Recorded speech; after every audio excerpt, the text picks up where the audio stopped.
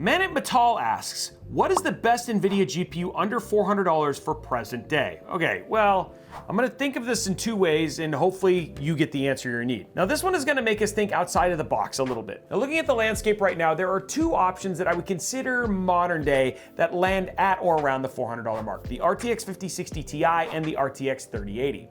If you're willing to look at used or refurbished GPUs when I talk about the 3080. Right now, the 40 series it's just kind of hard and it's a little hard to get into the conversation. So let's go between these two and which one is better. From a native performance standpoint, the RTX 3080 is going to be a stronger performer, especially if you're comparing it against like the 8 gig version of the 5060 Ti, which you should not get. Now the memory bus on the 3080 is faster, the bandwidth is broader, and the 3080 has more VRAM in either its 10 or 12 gig versions. Now if you start looking at current day Nvidia GPUs, you have things like DLSS4, multi-frame generation, lower TDP, and the generational advancements in things like RT cores.